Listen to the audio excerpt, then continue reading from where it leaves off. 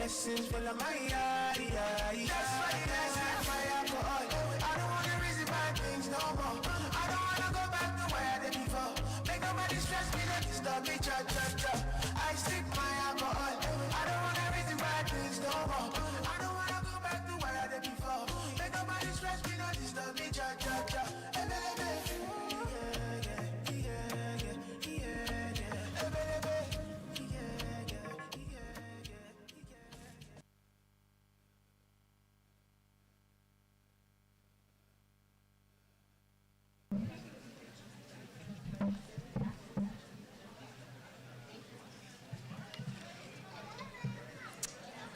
Ladies and gentlemen, good afternoon, good morning, and good evening, depending on where you are.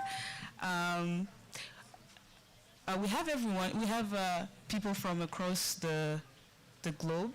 So I want to thank you all for coming here and gathering, and those on YouTube. Welcome. Please, I want to invite you all to celebrate with a big round of applause our MBBS class of 2026.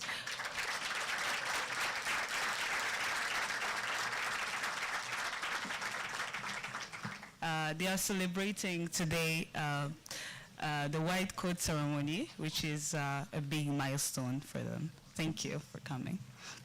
So my name is Arlene Nishimwe. I'm a medical doctor, a lecturer in the Basic Medical Sciences Division at the University of Global Health Equity.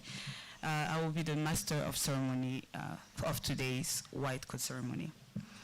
On behalf of the University of Global Health Equity, we welcome you all to our second white coat ceremony. We are all gathered here today to celebrate, as I said, this important milestone reached by our medical students. The presentation of the white coats to the MBBS class of 2026 is not only symbolic, but it starts the journey from being a medical student to a physician. On behalf of the UGHE leadership and the UGHE community, I would like to acknowledge the guests present at this ceremony. We have the Chancellor of UGHE and co-founder of Partners in Health, Dr. Yong Kim, as well as members of the UGHE board, chaired by Leslie King, who are all joining virtually. We also have Dr. Sheila Davis, the CEO of Partners in Health, the PIH Leadership Council and cross-site leadership. We have the team from the University of Michigan led by Dr. Joseph Kolars. He's a professor of health sciences and education and senior associate dean for education and global initiatives at the University of Michigan Medical School.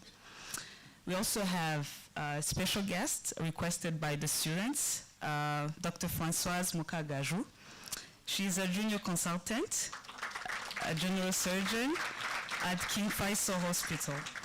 She's soon to be the first female plastic surgeon in Rwanda.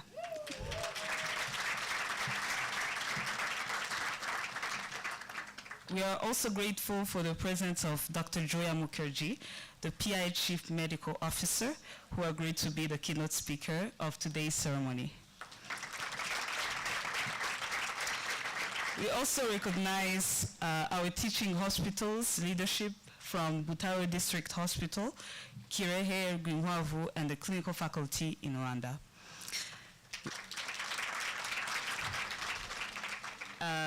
We also have our colleagues from Inshuti Mubuzima, welcome, and representatives from the community who teach our students during community-based education classes.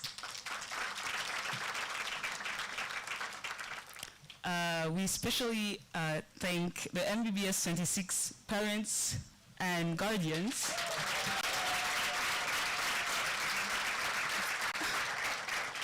for taking time off work and other duties to witness their children's achievement. Welcome. We also have the UGHE's family and friends and the UGHE community at large. And finally, last but not least, we have the MBBS class of 2026.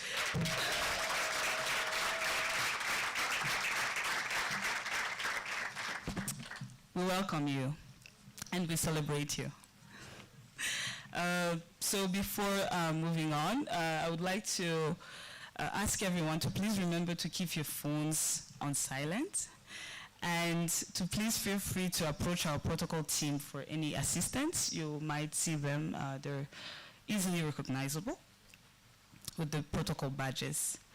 So here is our program for today's ceremony. We are going to have speeches from various global health champions who are present here today.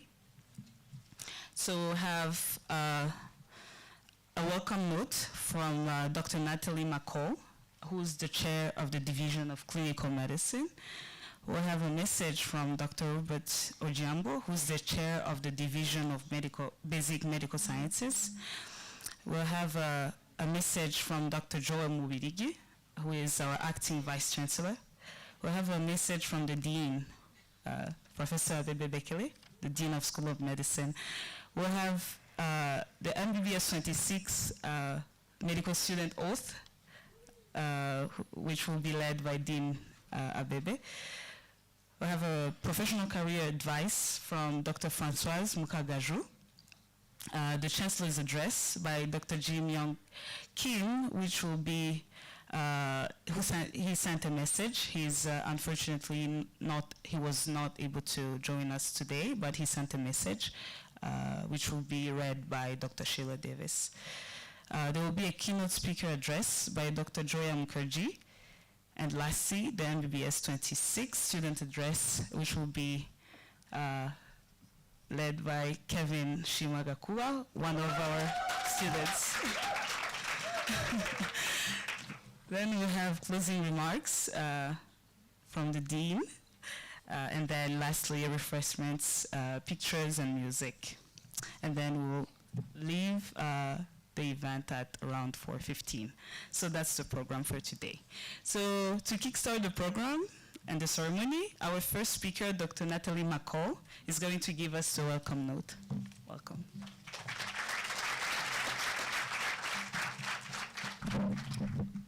Hello, everybody. Chancellor, Acting Vice Chancellor, Chair, and member of the boards, Butara Hospital leadership, community leaders and members, academic staff of UGHE, Inshuti Mubuzima and Partners in Health colleagues and friends, distinguished guests, family members and friends of MBBS 26, a warm welcome to all of you to the UGHE 2022 School of Medicine White Coat Ceremony. And dear MBBS 26, now I'm going to speak to you specifically, because this is what I want to welcome you to for the Clinical Sciences Division. I know that many of you have been looking forward to this day for a long time. For some of you, this is a really important moment, and I know that your families are here, and we're very happy that we get to welcome them with you as you embark on this new event in your life.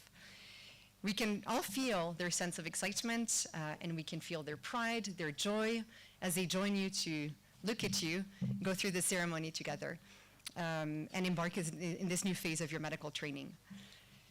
This afternoon, our speakers will share important messages for you about the transition from the basic medical sciences and about this white coat and the important responsibilities that come with it. So I'm not going to elaborate too much on that.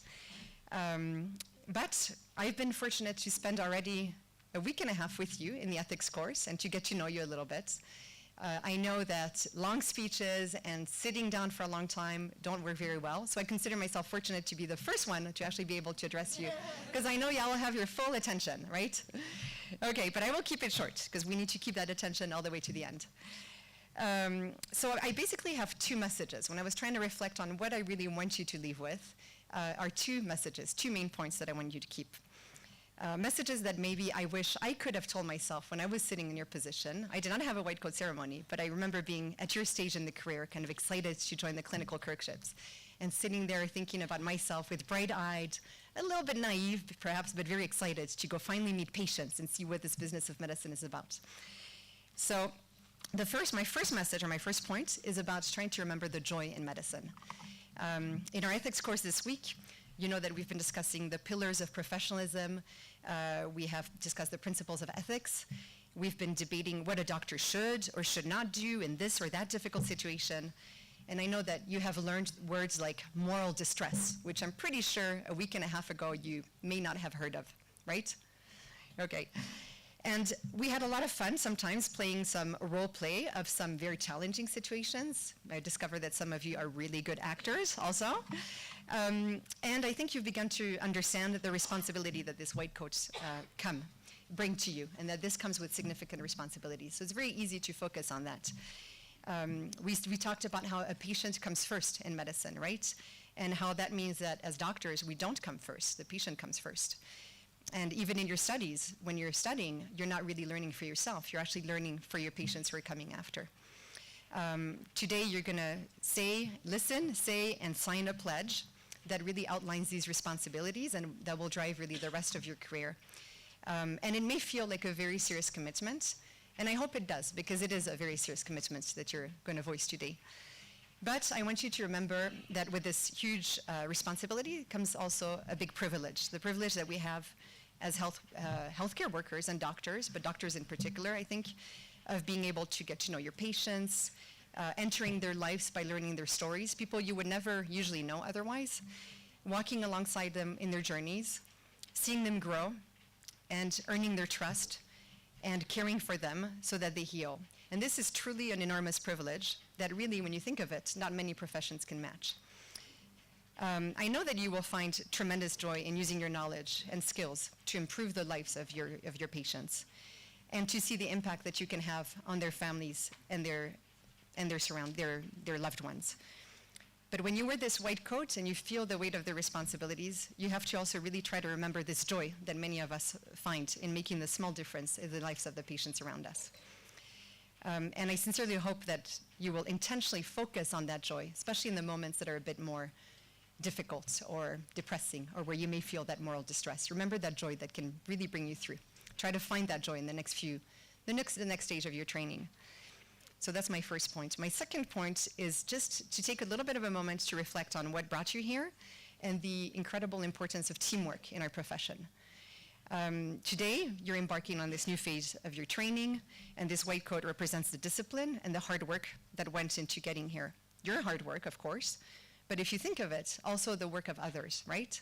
There's the work of the people who were there before you. Maybe this started when you were in school little, your high school teachers, definitely your parents who are in the room supported you, and those who have worked to make UGHE what it is today, offering you this opportunity to become doctors in the future. So remember these people around who were there before you. Now also remember the people, those around you, the faculty from all around the world with different backgrounds who all came together to serve a same ultimate purpose, the purpose of training you to provide the highest quality care for your patients, okay?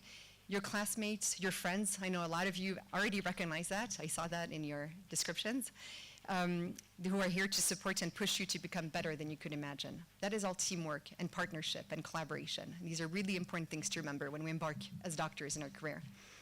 Medicine, at its core, is collaborative. We don't work together. And I hope that you remember that on this new journey that you're embarking on, you're not alone, but you're surrounded by a team that wants to help you to become the amazing doctor that you were all dreaming when you entered UGHE and you applied to UGHE. Even if this team makes you take the bus at 7 o'clock in the morning, or attend prolonged flipped classroom sessions like the MBBS 25 can talk about, or gives you a small reference list to read, which lasts until 2 in the morning. This team is here to be with you and to help you grow. So you are surrounded by this team that will work together in the same objectives of caring for patients in needs. Nurses, especially, these are really important, cleaners, hospital administrators, other students. And on this journey you're embarking on, remember and cherish your team and learn not only about the diseases and the patients, but also really work and learn about working collaboratively with this team so that you can become the best doctor possible. And this actually will also bring you joy. This might be one of the other major part of your career that can really make you feel that joy, that deep joy that you can have. Or at least for me, that's part of it. So I hope that will be the same case for you. I know you will certainly face some challenges in the next 2.5 years. There are difficult situations you will be in, but ultimately, I hope that you will find this next step in your journey to be exciting and rewarding. And I definitely look forward, and our team looks forward to watching you with excitement and seeing all you're going to be able to accomplish in the next 2.5 years, and of course beyond. We count on you. So anyway, that was my message for today, and I just welcome you, all of you, again, and hopefully we have a nice ceremony.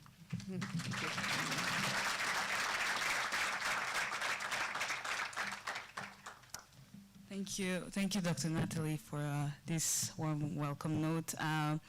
What I want to point out, and maybe what you should not forget, are the qualities you just, Dr. Natalie just mentioned, of professionalism, commitment, responsibility, discipline, that we all have to remember as long as we wear this white coat, but also the joy, the reward, the excitement of being a medical doctor. So I just wanted to point that out. Thank you, Dr. Natalie. I would like to invite Dr. Robert Ojiambo, the chair of the Basic Medical Sciences Division, who is going to deliver a message to the new clinical students. Please help me welcome Dr. Robert.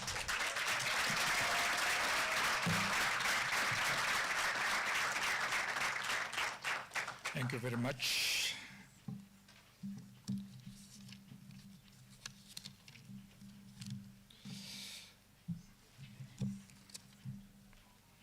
Our guest of honor, Dr. Joia Mukherjee, UGHE Board Chair, Leslie King, the Chancellor of the University, Dr. Yong, the UGHE Vice Chancellor, Dr. Joel Mubiligi, CEO of PIH, Dr. Sheila Davis, distinguished guests, ladies and gentlemen.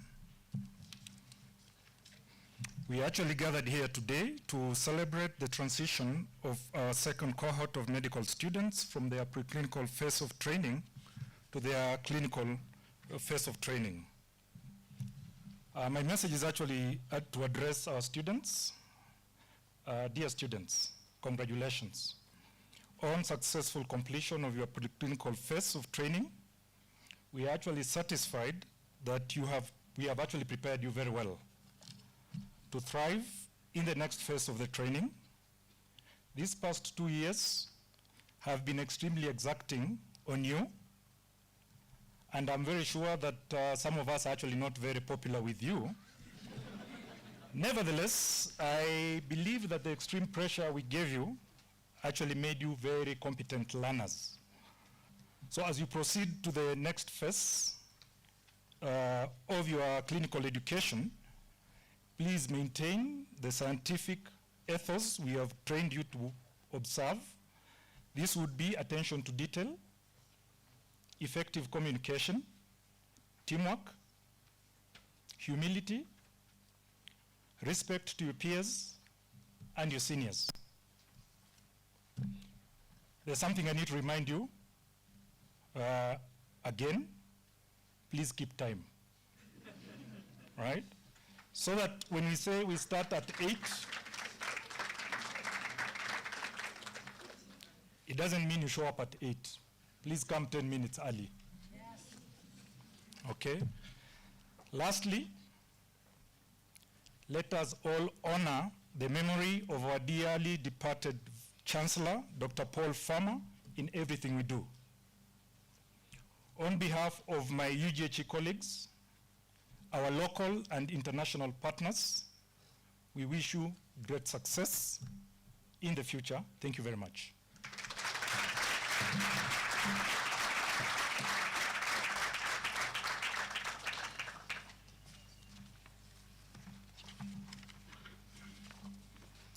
Thank you, Dr. Robert, for this brief note.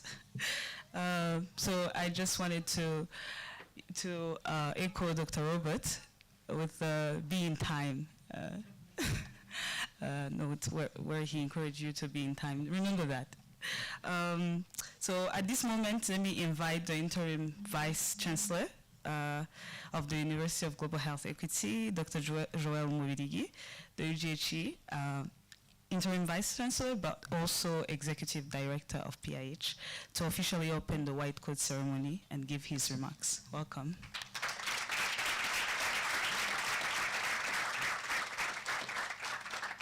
Thank you very much. dear Dr. Sheila Davis, CEO of Partners in Health, my dear Leadership Council family of Partners in Health, Dr. Joia, Mukherjee, Chief Medical Officer, Dean, Dr.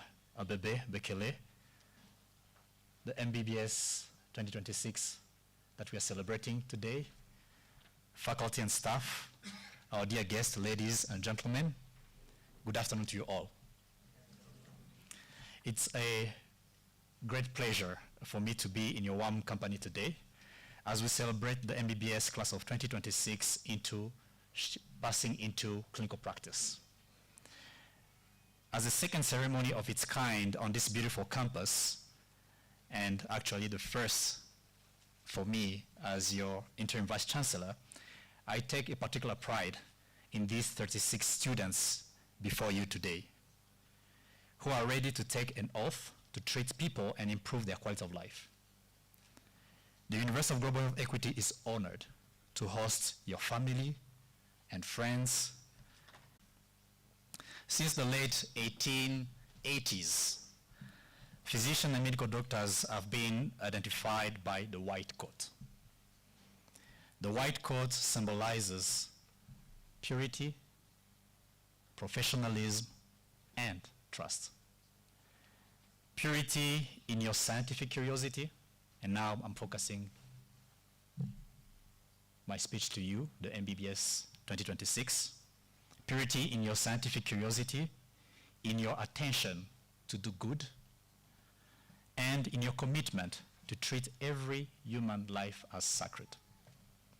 Professionalism is a key symbol as well for our pursuit of excellence and dedication to serve others at your fullest potential. And finally, the white coat, as it was well said by Dr. Natalie, symbolizes the privilege of being trusted. People will trust you with their life. People will trust you with their bodies, their families, looking up to you for healing and a better quality of life.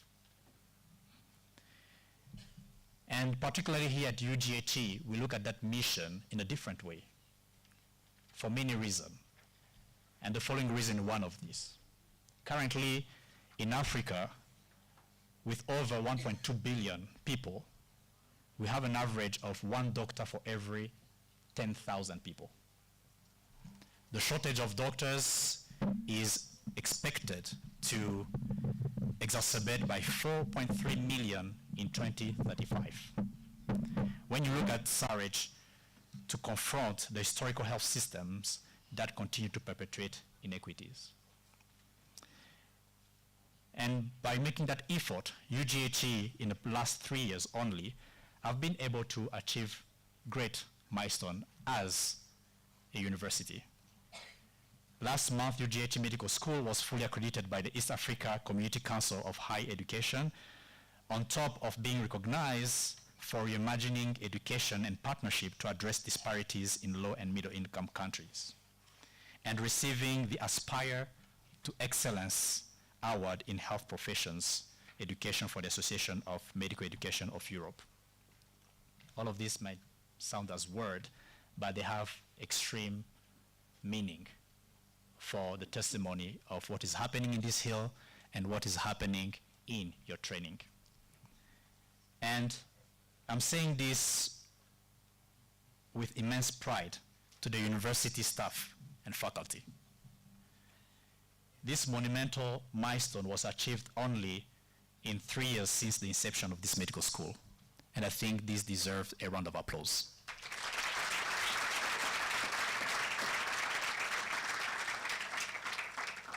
And I will encourage our dear students to take advantage of the expertise of the faculty and knowledge to gain more understanding about building resilient health systems with a strong sense of equity. The unique challenges of our context require unique training. In the beautiful hills of Butaro and the rural settings of your training, you will be obliged to look beyond the bedside and look further into patients' social conditions that build up to their illness and act as a barrier to healthcare access. Beside curing, there has to be caring. As you move forward in your learning journey, things will be hard. I'm glad that Dr. Natalie mentioned joy. You need to hold on that joy, but things will be hard. The faculty will hold you up to a high standard of learning, and the complex social and clinical problems of your patients might be overwhelming. But do not worry. Embark on embracing the hardship, for they will teach you the responsibilities and sacrifices that come with the privilege of being trusted. Trusted with people's lives. A privilege symbolized by the white coats that we'll put on today. And when you face doubt, always remember that actually you already have most of the basic qualities that are required to be a good doctor. That is why you're here today, isn't it? Your parents, friends, mentors who have carried you through life up to date have already equipped you with what it takes to be a good doctor. They equipped you with love, compassion, and a disciplined work ethic. Our work, the UGHE leadership, the faculty, the clinicians at the Ministry of Health, at IMB, the 1PH family, our work is to polish and sharpen what you already have and add on knowledge and skills. And we are committed to support you in this journey. Our late friend, mentor, and founder, Dr. Paul Farmer, used to sing with you this famous song from Nina Simone, "You are young, gifted, and black." If you don't know that song, ask the MBBS 2025 to teach you. Indeed, you are young, gifted, and unique. Let nothing discourage you, but with humility. Humility to learn from everyone, the cleaners, the cook, the community health workers, the nurses, the specialists, from everyone, and a teachable attitude. Stay confident in your uniqueness and boldly contribute to your learning process, and the sky will not even be your limit. Believe me, I know what I'm saying. I want to take this opportunity, particularly to talk to the parent as well, to thank you parents, family, friends, and community for the impact they had in your life, and for the gift to allow us to partner with you in shaping the future of the 2026 class. Please, my advice, my recommendation, I know it will not be difficult for you to follow. At the end of these events, go and hug them and say thank you for the sacrifices they made to shape you into the unique person you are today. And surely the unique doctors and global health leaders you will become. Dear class of 2026, congratulations on the new step you are making today. We are all proud of you, and we can't wait to see you out there enacting change for future generation and pushing forward the global health equity agenda. Let us carry on the legacy of our beloved late founding Chancellor, Dr. Paul Farmer, as we prove his notion that, I quote, "The idea that some lives matters less is the root of all that is wrong in this world." Once again, congratulations, and I open the ceremony. Thank you very much.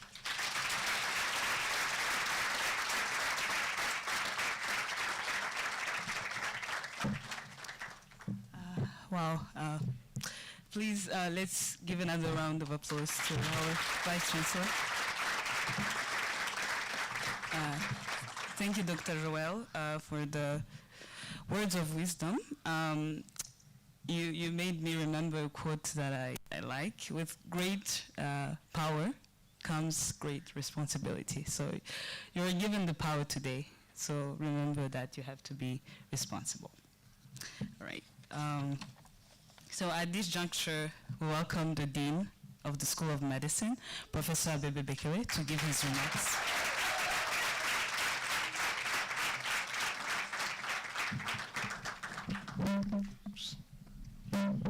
Thank you. Good afternoon, everyone. PIH and UGHE leadership, our friends and colleagues from the global PIH family, faculty and staff, friends and families of our students, UGHE partners, and guests, and most importantly, the MBBS 2026. Let me first by echoing everything Dr. Ojiambo and Dr. Natalie conveyed earlier. Congratulations on this well-deserved milestone in your career. I want to start my address by acknowledging the people who stood behind and with you to reach this stage of your life. Your family and friends, the basic medical sciences and clinical education team, your visiting faculty who are currently here with us and those online, the entire UGHE academic team, the hospitals we teach in, the people that fed you and took care of you at the campus, the UGHE administrative team, and the entire UGHE community. All of them deserve to share this happy moment with you. At this juncture, I would like to borrow a paragraph from the remarks I made last year. What is the white coat ceremony and why are we making a big deal out of it? White coat ceremonies are a rite of passage at most medical schools in the world. The Los Angeles Times writes, the white coat ceremony started at the University of Chicago Medical School in 1989. After a professor complained to the dean of students that the first-year medical students, quote, were showing up in shorts and baseball caps. To mandate a professional look, the dean, Dean Wagner, created a ceremony designed to give medical students a physician code, hence the white coat ceremony was born. Students were then told that, quote, for any session where there are patients present, we expect you to look like professionals, wear the white coat, and behave appropriately, end of quote. The Columbia University College of Physicians and Surgeons formed in 1993, when the dean of the School of Medicine held the first full-fledged white coat ceremony. The incoming class of medical students recited the Hippocratic Oath during the ceremony, something normally only used to be done during graduation. In a few minutes, you will don your clinical brand new white coat for the very first time. This is a simple act, but represents one of the most important moments in your professional life. With this coat comes great responsibility and great satisfaction. The white coat symbol, as repeatedly said today, is a symbol of our profession. It originated in scientific laboratories and was adopted as a standard of dress by physicians in the late 19th century, as physicians sought to incorporate scientific principles to the practice of medicine. There are, however, some practical reasons for wearing your white coat: ease of recognition and the need for carrying medical items and reference books. In his address during the white coat ceremony at the University of Texas in 2014, Dr. Bernard Carnett writes, your white coat will serve as a repository for information. When all else fails, you can simply look into your pockets. They will soon be filled with spiral-bound reference books, reference cards, index cards with patient's information, and folded journal articles. The reference books in your pockets will change throughout the course of your clerkship. Your white coats will also carry medical equipment, including a stethoscope, a pen light, a tuning fork, and a reflex hammer. As a result, your white coats will be really heavy. I think he's absolutely right. And just ask the MBBS 25 if you doubt me. I would also like to add, as you progress in your training and growth, the number of papers, pens, reference books, and instruments in your pocket starts to decrease. According to one study, there was a significant association between increasing seniority and the reduction in weight of one's coat. Can you believe there's a publication about that? The article is entitled Portable Knowledge, a look inside white coats. But before I close, I want to pass this ensemble of 5 thoughts. Thoughts that were passed on to me by my former teachers and mentors. You probably have heard some version of them in the past or even today. I only take credit for compiling and rewriting them. Number 1, the patient always comes first, no matter what. Take the patient out of the equation, you are just a dude in a white coat.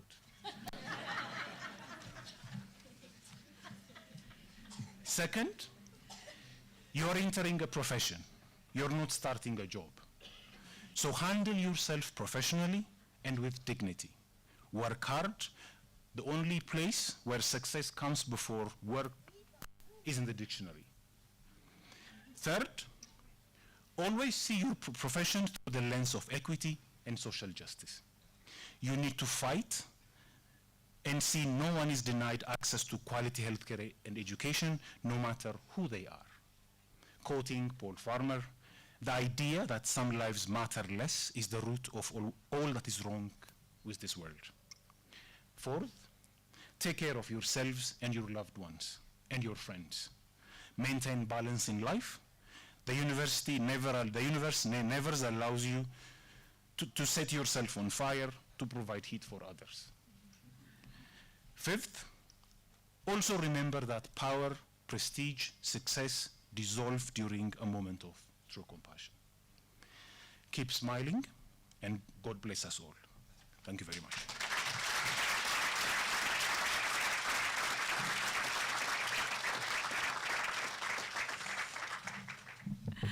Thank you very much, Dean, for educative remarks, but that also made us laugh.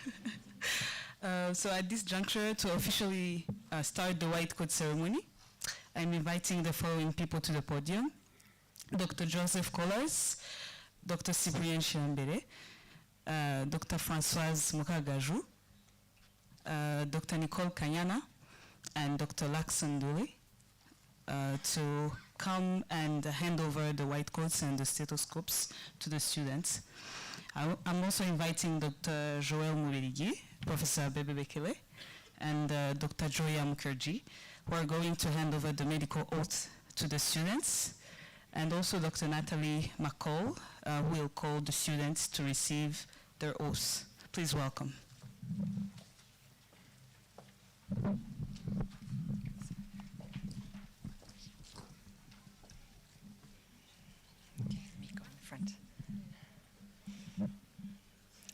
Okay, so I'm calling the first student. This first student enjoys cracking jokes in the middle of the night and apparently has a laughter that spreads faster than viruses. He enjoyed learning about dermatology and he sees himself pursuing, perhaps, a career in plastic surgery. He's also a talented modern and traditional dancer and singer, and hopefully will be able to cheer up his patients through his multiple talents. Calling Aimé César Abonimana.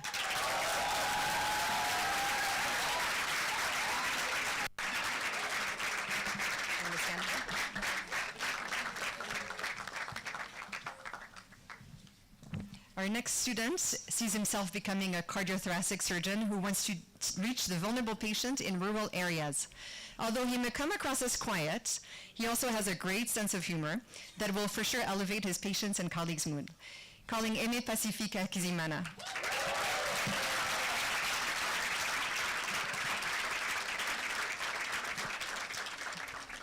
Our next student is charismatic, a caring medical student who organizes events for the class.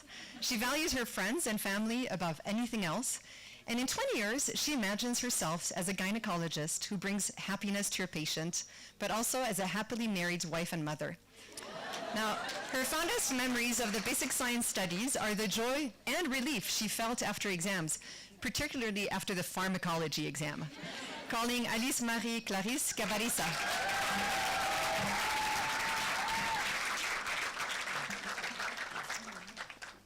Our next student is a genuine, honest, empathetic medical student who will, according to her colleagues, certainly develop strong relationship with her patients. She wishes to become an established cardiologist and a nurturing woman to her family and to society. Calling Alliance Nyamkoru Ireza.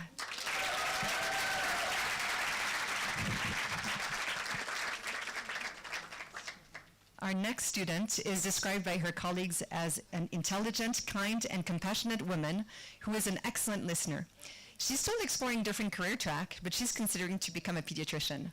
We hope that she will continue to create song mnemonics as she did late at night during the BMS to prepare for the Vivas. Calling Anaïs, bienvenue, Nisingezwe.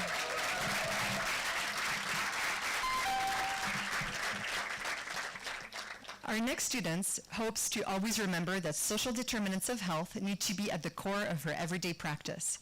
She loved learning about pathology in the BMS and about the mechanism behind every disease. She aims to ease the burden of patients with neurologic disease and to become a neurosurgeon or maybe a neurologist. Calling Annie Christelle Ehoza.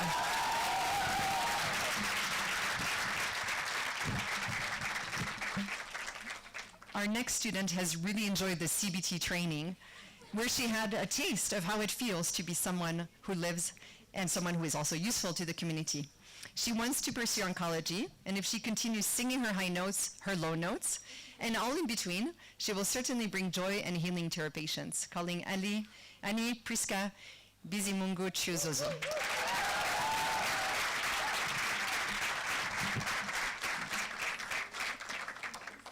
Our next student's main goal is to improve health and save lives. She sees herself as a frontline change agent advocating for equitable access to health, especially for the most vulnerable. Now, she's described by her classmates as being very proactive. She excels at multitasking, and she's admired for her good discipline. Her best memories of BMS was when she met people for the first time, and the class went from strangers to family, and when she received the welcome note from Dean Profanias and from the BMS faculty.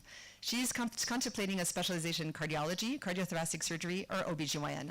Calling Benit Himbazwa.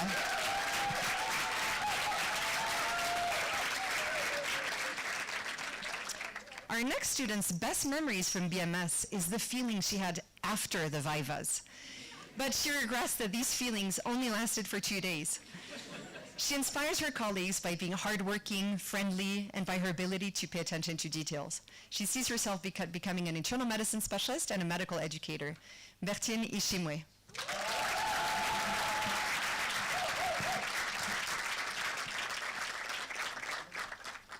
Our next student wants to become a surgical oncologist who gives the best care to her patients with love and passion. She wants to inspire optimism and positivity around her, and apparently she's already doing that. Her colleagues have reported that she will go out of their way to help her. Calling Kara Gurunziza Edwige.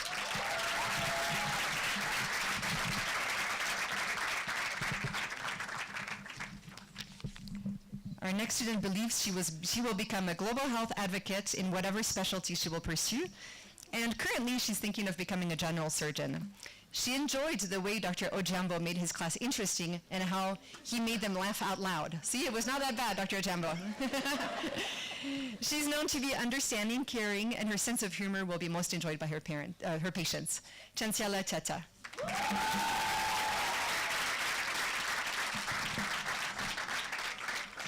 Our next student reminded us of how Vivas and BMS were very stressful, how she could not even remember at first what glucose was. But she thinks she has the best classmates who lift each other up, and she's grateful for the family she found in UGHE. She's exploring her career options, but she has a growing interest in ENT and just other careers that involve the brain. Welcome, Deborah Umutoni.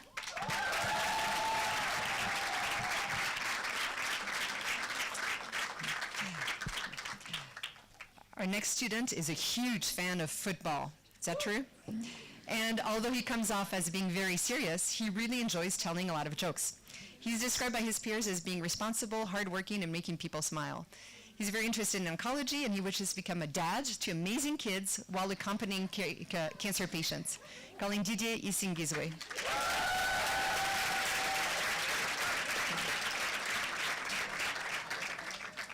Our next student started his studies on campus feeling really lost after he arrived 2 weeks late, and he was thrown directly into a lab with his classmates and had to answer the questions.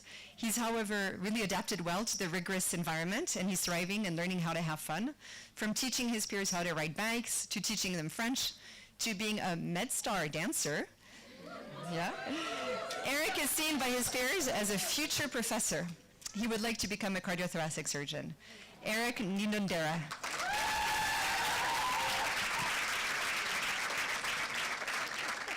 Our next student has one mission: bending the arc and extending health to all. She highlighted the unity of her class and appreciates how the class prays together before exams. She's determined to work hard and to make sure things get done, and is courageous, faithful, and altruistic. She would like to become a pediatrician, but have her work extend beyond the hospital. Ernestine Kanyana.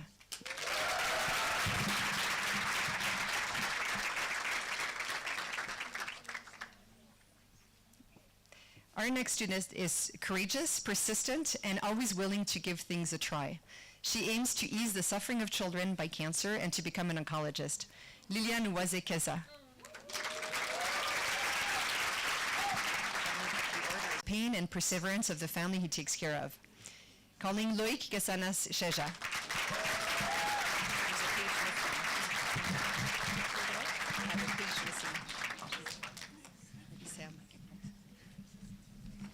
Our next student loves being part of what she describes a cohort of selfless, humble, loving, and caring geniuses, and she wishes to become an oncologist in the hopes of finding a way to provide better pain management for her patients.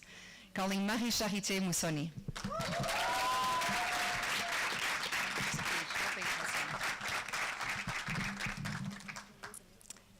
Our next student hopes to inspire the next generation of young girls who dream of becoming doctors. She sees herself becoming a neurosurgeon with a special focus on providing neurosurgical care to patients in rural areas. Calling Merveille Uwihirwe. I have a page.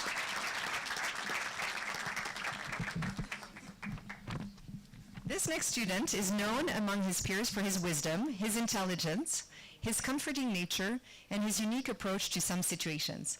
He wishes to become an infectious disease specialist who can tackle pressing, neglected tropical disease through research. Modeste Chiaka Tuyisenge.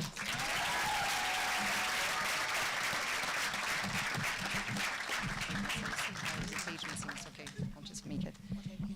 I don't know. Yeah. Our next student enjoys helping those in need. She's friendly, organized, caring, and active. She's potentially interested in dermatology and public health. Nadine Iris Ishimwe.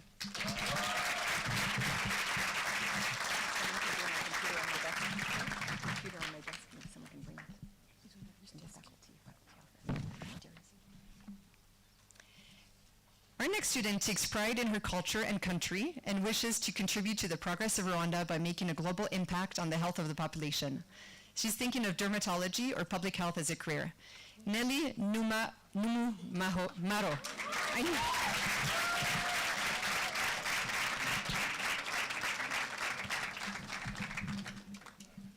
Our next student sees herself becoming a neurosurgeon or an oncologist or maybe emergency medicine specialist, or, well, I guess she has time to decide, right? I guess she's very passionate about multiple things. Regardless of her choice, she wants to be in a position where she can advocate for equitable healthcare delivery, not only in Rwanda or Africa, but also beyond. She wants to contribute to research and make sure Africa is not underrepresented. Odile Irajena.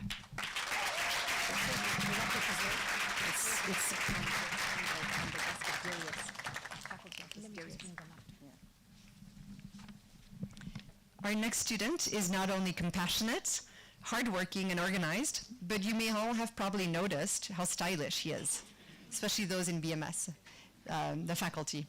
He loved anatomy so much that he sees himself both as a neurosurgeon and a professor of anatomy. Calling Olivier Agenimana.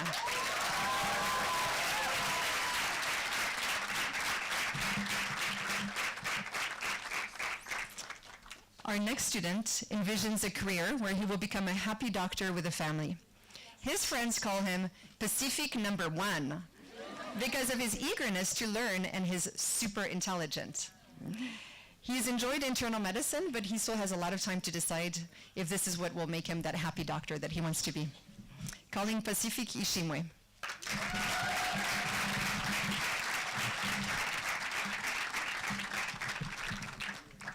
Our next student, patients, will be touched by his humility and his gentleness. He aims to become a public health advocate. Calling Patrick Mugisha.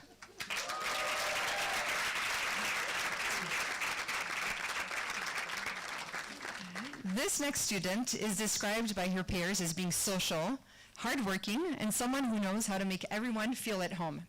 She wants to specialize in cardiology and supports the next generation of doctors. Calling Princiana, Teddy Kayumba.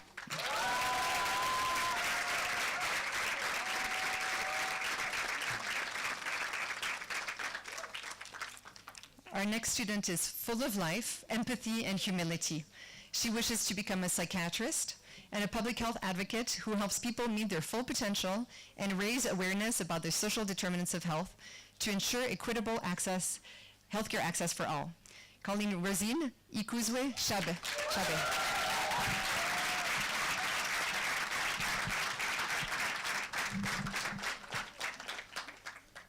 Our next student will be appreciated by her patients for her empathy, her understanding, and the fact that she's patient and considerate. She also wants to become a psychiatrist. Calling Sabrina Guiza.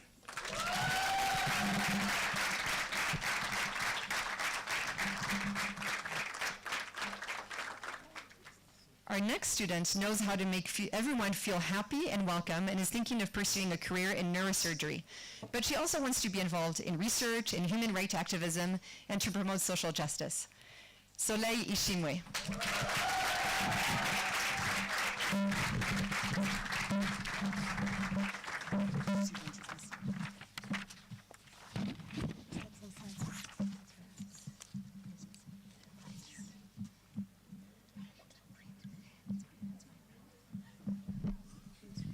Okay, there was a little bit of a printing suspense here, but our next student's favorite memory of BMS was the lunchtime stories. Thankfully, these will continue in the clinical sciences. And he likes to have deep understanding of how things work and to work in a very organized manner. He's always known to have the right thing to tell a person in need, and he sees himself being a policymaker and maybe an orthopedic surgeon. Francis Taremwe.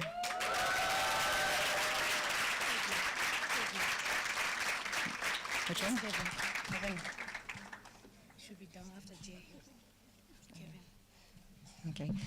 Our next student is described by his classmates as being a hardworking leader who is selfless, understanding, and considerate. He particularly enjoyed pathophysiology and most appreciated the laughter he had with the professors in the BMS. Now we know which ones, right? He's interested in neuro-oncology. Kevin Shimwa Gakuba.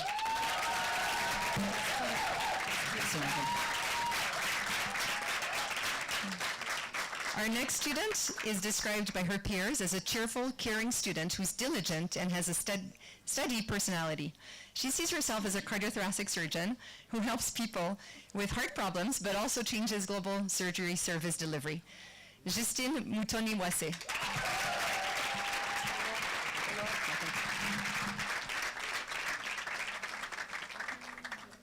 Our next student has developed the superpower of reading and memorizing 50 slides in 5 minutes, especially right before the post-lecture quizzes. She sees herself becoming a surgeon who wakes up every morning with motivation, knowing that there's a person and family that she will be able to help and give hope to. Lauren Danga.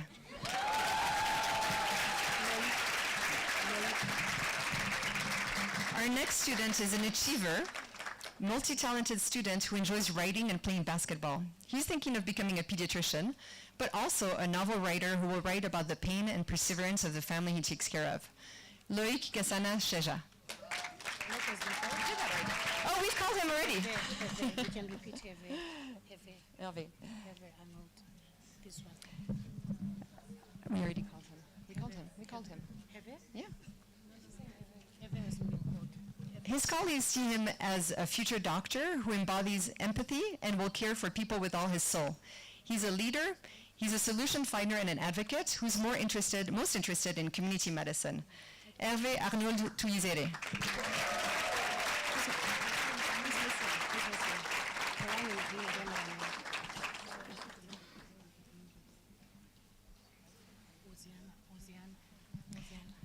And finally, I think, even though this was a little bit of a suspense, we changed the order. The students' patients will be lucky to have her as their doctor. She's known to be responsible, caring, and humble, and she has fond memories of the simulation sessions where the breaks were spent becoming friends and taking selfies with the plastic skeletons. She's still exploring the different track of medicine. Oziana Nio Twiringie.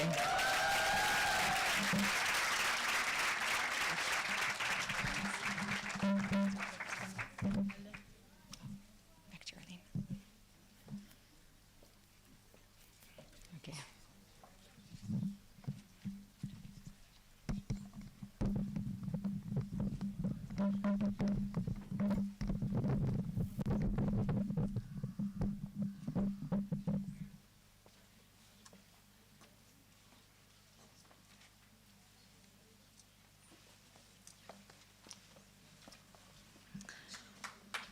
Thank you.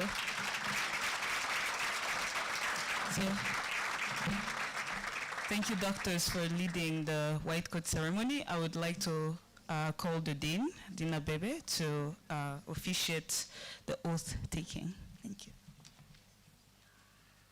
Thank you, Dr. Arlene. May I kindly ask Dr. Kolars to join me on the stage?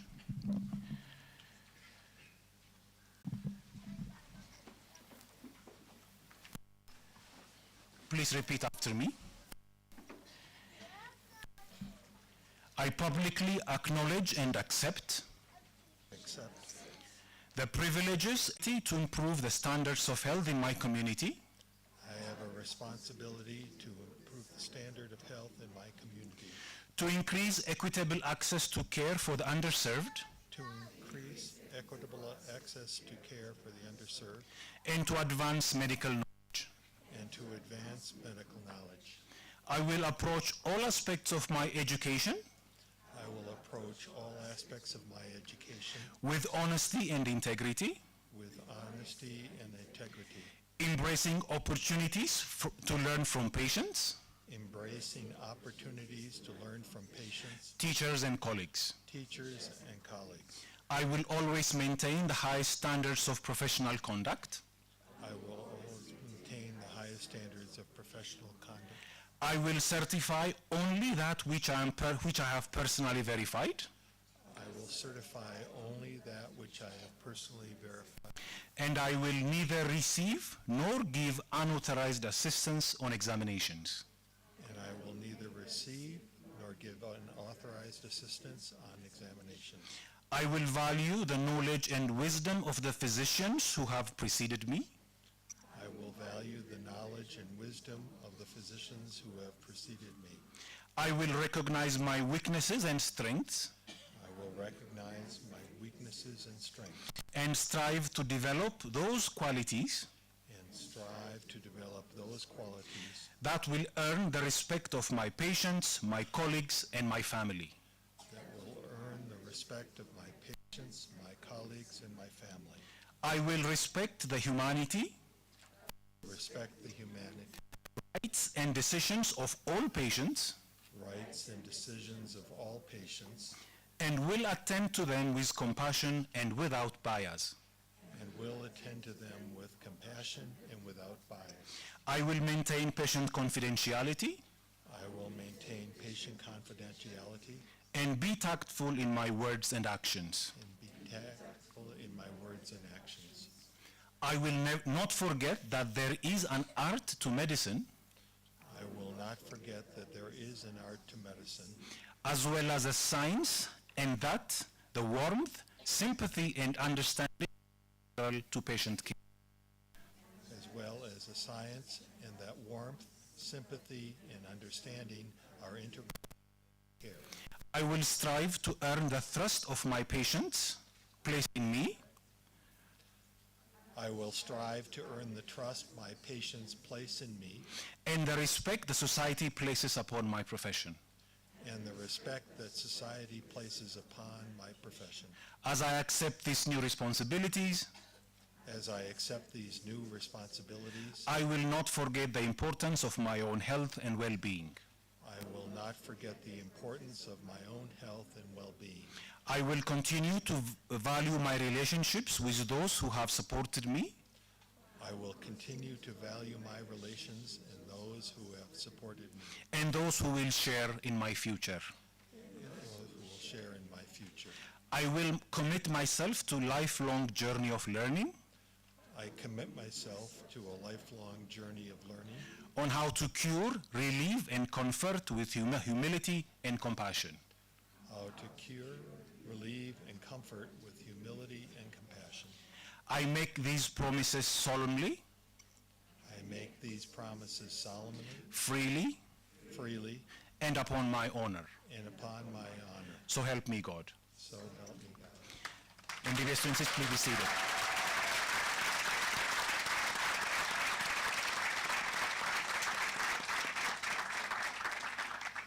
I would like now to invite Dr. Kolars, representing the visiting faculty, who have been supporting us, supporting you for the past 3 years, to say a few words in this fantastic moment of your life. Dr. Kolars. Thank you, Dean Abebe, and the guests, the faculty, the staff, everyone who has brought the University of Global Health Equity to this position, and most of all to the students, to the learners, and the loved ones who are surrounding you here today. I can't think of a better time to be entering the field of medicine. The world is in such need of people like yourselves who are committed to excellence, to humility, and one of the core values of this institution, that of equity.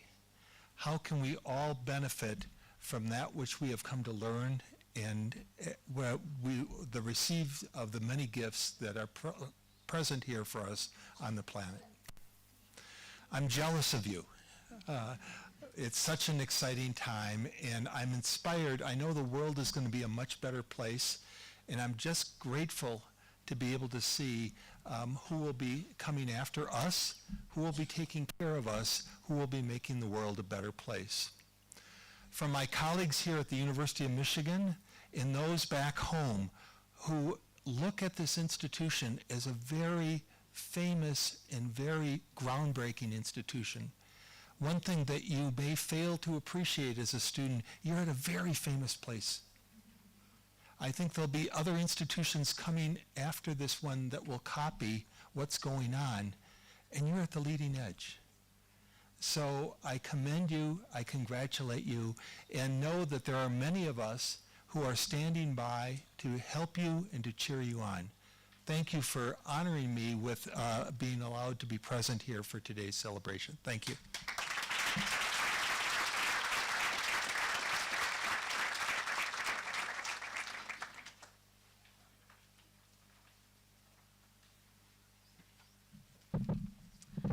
So now we're going to congratulate the MBBS class of 2026 with a little bit of music. So hopefully there will be music soon.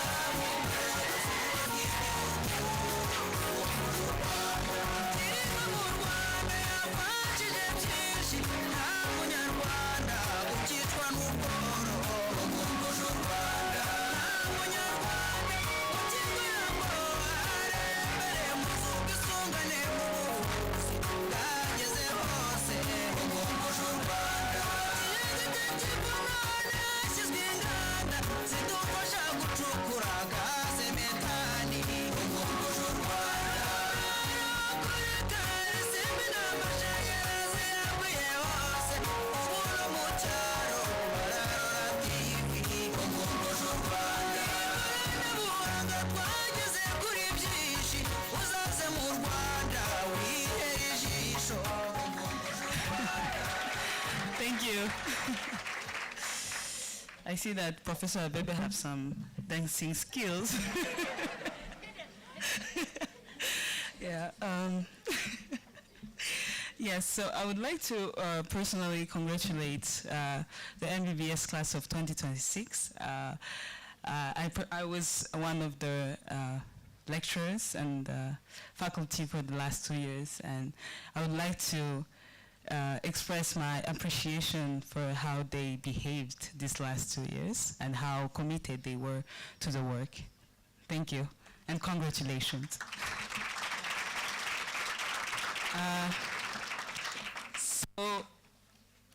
I would like to take this opportunity to introduce our next speaker, Dr. Francoise Mukagaju, who was specially requested by the students. As a brief bio, Dr. Francoise graduated in general surgery at the College of Surgeons of East, Central, and Southern Africa in 2017. She worked as a general surgeon at King Faisal Hospital before pursuing a training in plastic surgery. She attended medical school at the University of Rwanda, and she has been fascinated by surgery since her post-medical school internship. She has a qualification as a Share Global Fellow by the American Society of Plastic Surgeons.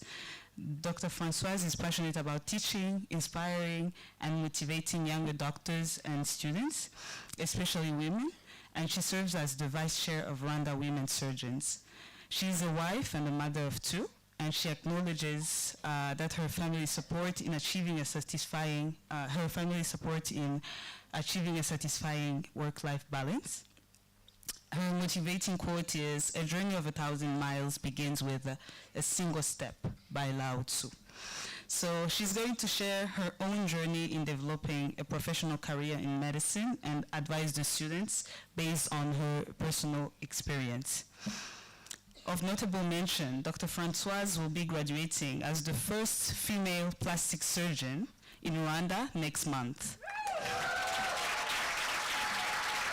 Please help me welcome Dr. Francoise to the stage. Thank you so much, Dr. Arlene, for the kind words. Dear Chancellor of UGHE, Vice Chancellor of UGHE, CEO of PIH, Dean of School of Medicine, UGH, faculty of UGHE, dear students, MBBS 2026, dear parents, distinguished invitees, I'm so honored to attend this second UGHE white coat ceremony. And it's an honor for me to be invited to this event, which marks not the first step of your journey into the medical career, but definitely one of the key steps in your career. I thank the Dean for having invited me to this event. And when I saw his invitation, I was surprised and I was kind of hesitant, and I was like, how can I summarize my journey in just 10 minutes? Not just because I'm a very successful person, but because my journey in medicine is a bit long and a bit full of ups and downs. But that's also one of the messages. I heard that some of the students haven't chosen yet their specialty, but it's never late and it's not too late. So my journey in the medical career is TV presenter to a plastic surgeon. It feels a bit weird. But when I was a child, I never dreamed of becoming a doctor. I didn't know of any particular doctor. I just knew doctors that I could see in the hospital when I was sick. The people that were an inspiration to me were teachers like my parents and TV presenters, because those are the people that I could see every day, and I thought those are the successful people. So I thought than journalism. So that's how I ended up doing sciences. I finished with good grades and I got admitted to the medical school. That's how I became a doctor. And I forgot everything about TV presenters. So, and I did my medical school. I'm glad that here there are some of my colleagues, including the Vice Chancellor. I feel very proud and honored. And during my internship, I did all the rotations like everyone, but surgery was my favorite. I liked a lot surgery. I did my rotation at CHUK, that's the main hospital in the country, the biggest hospital.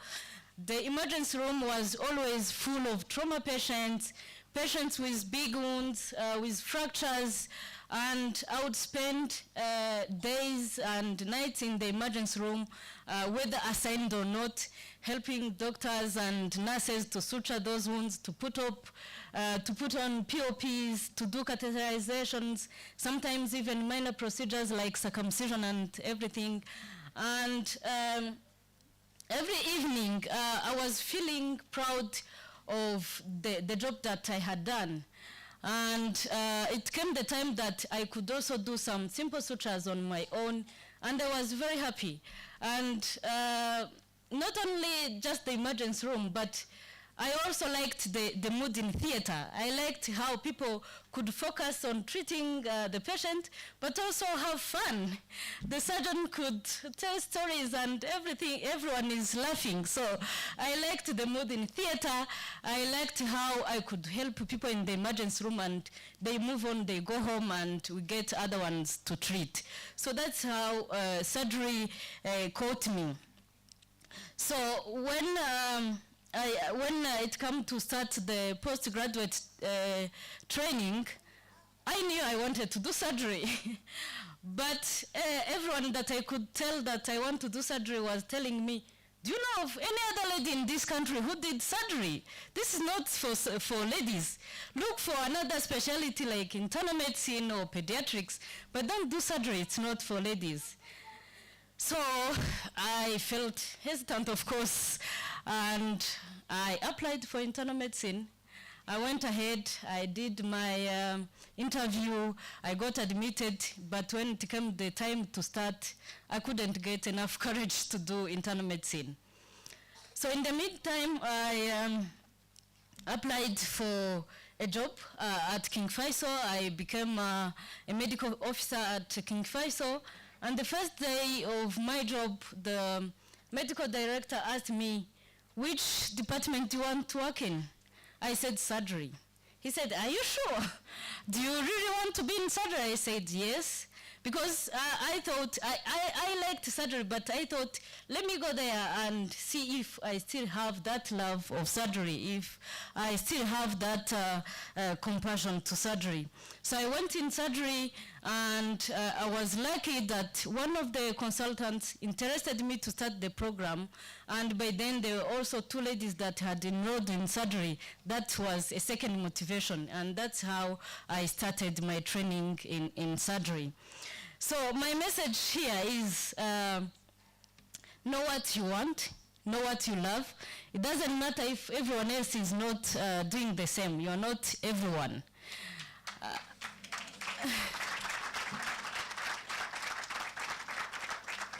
So I'm telling you this because I lost some years and I got confused because I wanted someone like me to start surgery to be able to start. But I'm encouraging you to start. If you find something that you love, don't wait for everyone to do it. Know what you love and do it. And also when you are developing your career, there will be people who will bring a light, people who will inspire you, people who will motivate you, but there will also be people who will discourage you. So do not ignore anything. Just use everything for your guidance, but follow your heart. And as you start your clinical rotations, open your eyes, open your heart, know what makes you happy, know which doctor that inspires you most. How do you feel when you are doing this job against that one? And that's how you will pick your interest and start early. So now, how did I become a plastic surgeon? For sure, when I started my training in surgery, I didn't know about plastic surgeon. We only had one plastic surgeon in the country, and he had recently graduated. not everyone knew him. Not everyone knew what was plastic surgery. And I thought I would do maybe orthopedics or general surgery because those were the options that were available in the country. And during the first years of training, as the only plastic surgeon had started his work, I did a rotation in plastic surgery, and what I could see him doing was like miracles in my eyes. A child would come with a slit on the lip or inside the mouth, you know, cleft lips, cleft palates. Those are the pathologies that we would wait for missions from outside to come and treat. And people would live with those defects thinking that there is no solution. And he would get the child, he treats him like in a second, and the child gets out of theater, everything fixed. And when you would witness the happiness, the hope in the eyes of the parents, it was so tremendous to my eyes. And he would also treat people with those defects, those wounds that would stay in Serashka or other hospitals like years and sometimes end up with amputations. And he would do the magic, put a part of the body from from one area to another area, and everything is fixed. The patient gets out of the hospital. So I said, this is what I want to do in my life. So that's how I picked an interest in plastic surgery. But as I told you, there was no that option in my country. So well, I said, maybe my second option would be orthopedics. Among orthopedics and general surgery, I liked more orthopedics. But I said, if I go into orthopedics, I want to maybe get a chance to do plastic surgery. I did my training in general surgery, hoping that one day I will get an opportunity to train in plastic surgery. So I went ahead, did my general surgery, no opportunity until I finished and graduated. And then I said, oh my God, my dream is over. I want to become a plastic surgeon. But I kept my dream alive. Whenever they could talk about any workshop or training on reconstructive surgery, I would always attend. And I was lucky that a year later, the program started in the country, and I applied, I got admitted, and I started the training in plastic surgery. And here I am. I'm graduating just in 1 month as the first female plastic surgeon.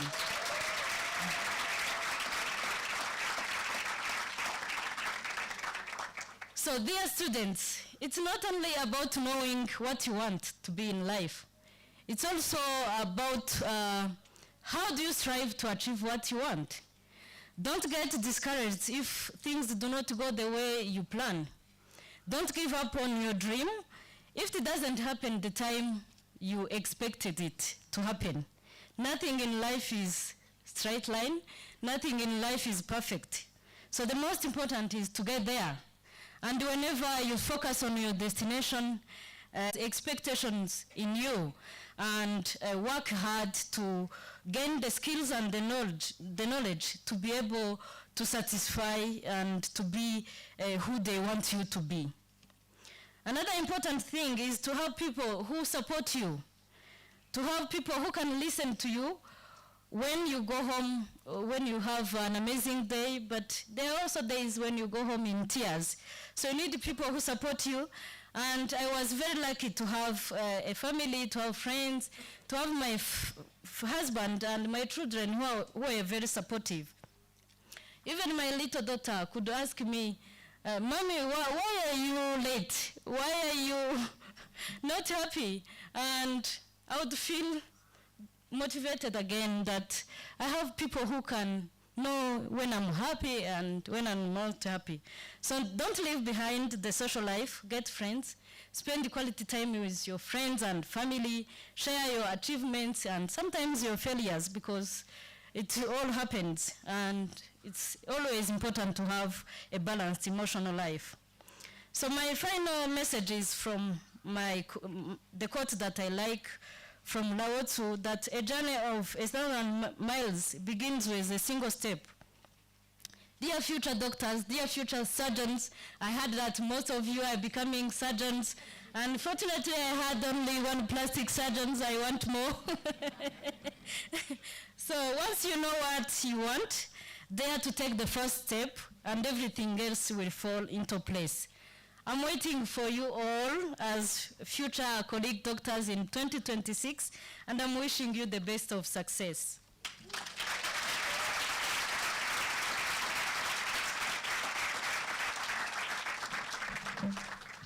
Thank you very much, Dr. Francoise, for your very inspiring words to us and the students. I take note that, please remember, to follow your heart, to be resilient, and to never give up on the specialties and anything you want in life. So let me take this time to welcome our keynote speaker, Dr. Joia Mukherjee. Yes, we're going to start with you, Dr. Joia. Yes. Yes. I don't want to jump the queue. No, that's okay. So let me take the time to introduce you, Dr. Joia Mukherjee, PI Chief Medical Officer. So I'm going to give a brief bio about you, and then you can come to the stage. So Dr. Joia Mukherjee is a multi-talented woman. She's a physician, she's an educator, she's an activist. She's trained in infectious disease, internal medicine, pediatrics, and public health. Since 2000, Dr. Mukherjee has served as the Chief Medical Officer of Partners in Health. She coordinates and supports PIH's efforts to provide high-quality, comprehensive healthcare to the poorest and most vulnerable. She is an associate professor at the Division of Global Health Equity at the Brigham and Women's Hospital and in the Department of Global Health and Social Medicine at Harvard Medical School. Dr. Mukherjee is also a faculty at the University of Global Health Equity in Rwanda. Dr. Joia teaches infectious disease, global health delivery, and human rights to health professionals and students from around the world, and directs the master's degree program in global health delivery at Harvard Medical School. Dr. Joia is also a renowned author, a mother, and a singer. So it was not easy to put all your achievements into a very small bio, but welcome to the stage, Dr. Joia. Thank you very much. I have to say I'm a little mad at my brother, the dean, for generating so many surgeons. Because guys, like internal medicine is really fun. Infectious disease, I heard one person, and Natalie, come on, gin up some pediatricians here, yeah. So congratulations to all of you for your hard work and your diligence. You've learned a new language, and I'm gonna be talking about that new language. But before I do that, we Americans were not very formal. As you can see, I don't have formal shoes on, and I'm really admiring all the women who can dance in heels on the grass. This is not a talent that I ever had. I want to thank the Vice Chancellor, the Dean, the faculty of UGHE, but as I've learned in West Africa, because I never can remember the list of people I need to thank, I will just say all protocols observed. But I do want to thank all of the people, the staff at UGHE, for making this day happen. When we see this beautiful tent, these chairs that are covered, we have a reception afterwards, there are cleaners and cooks and staff members behind you. These students have been well fed, have been well taken care of. And I just want to take a minute to thank all the many staff at the University of Global Health Equity.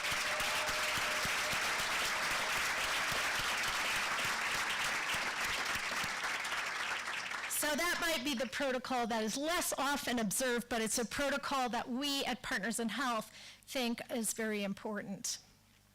So you've learned a new language. Not only do you speak Kinyarwanda, English, French, some of you Lingala, some of you Swahili, but now, thanks to Dr. Ojiambo, and the rest of the basic science faculty, you speak medicine. You know thousands of terms. You know their meaning, you know their embodiment, you know crazy things like the Krebs cycle, which you will never use. You know about actin-myosin interaction, you know about the transcription of RNA, and you can bore anybody at a party by going on and on. Congratulations. Congratulations also to your families, your loved ones, your friends who have supported you on this journey. And from this day forward, family members, yes, you have a doctor in the family, someone you can call, and to my friends, you are always on call for your family. But today with this white coat, you are now clinical student doctors from this University of Global Health Equity. And I want to talk to you about three things today. First is the movement for global health equity that you are joining. The second is the privilege of proximity to the suffering and to social medicine. And the third is what it will take to make this white coat your own.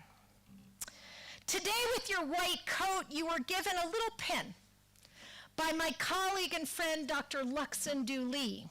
Who was that dude in the sweatshirt, you say? Dr. Dooley is a professor at the University of Malawi in the College of Medicine. He was in the very first class of family practitioners that was trained in Lesotho to come back to Malawi. He is the executive director of Partners in Health in Malawi, and he is also a teacher. We selected him, somewhat out of a hat, to represent the 19,000 members of our Partners in Health family, a family that you are all joining. I want to just welcome and acknowledge the many people here from Partners in Health, from Liberia, Sierra Leone, Peru, Mexico, Haiti, Malawi, Lesotho, Canada, and the United States. If you would just stand up for a minute and show this great international family. And Rwanda, by the way. All these folks, yes.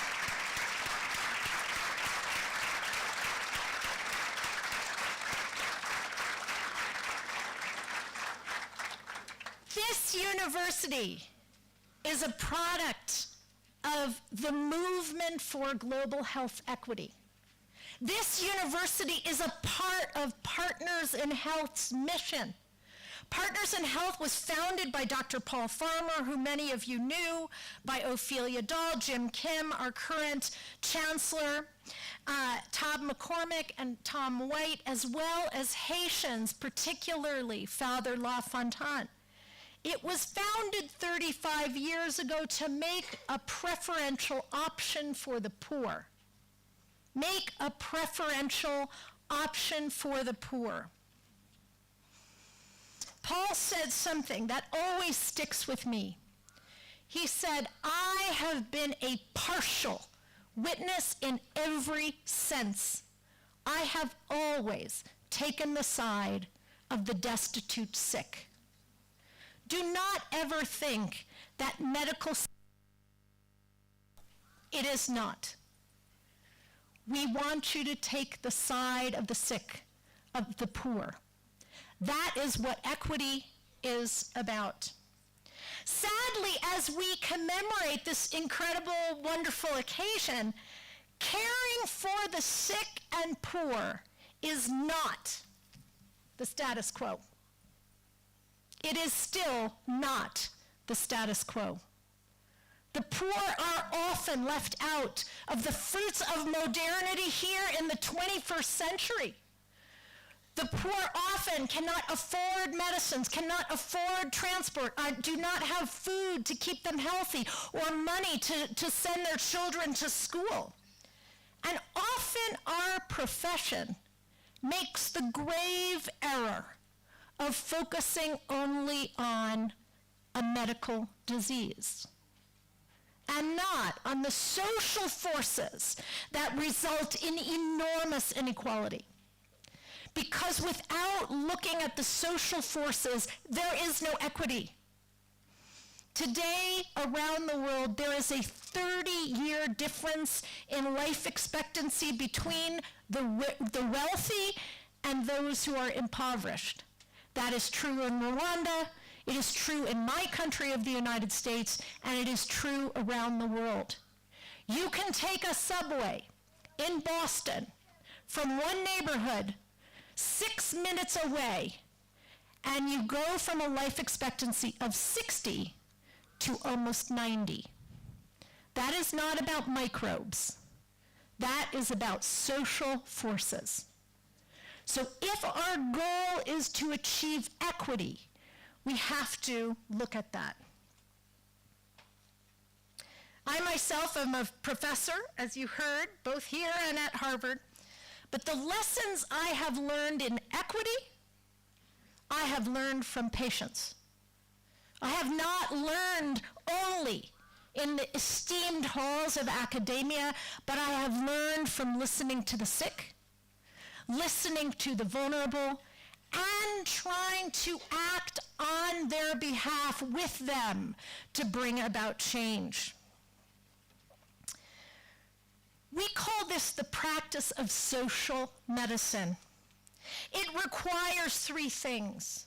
The first, of course, is love and compassion, is respect. These things must be at the heart of our work, lest we are replaced by robots. We have to show that this is indeed a human profession.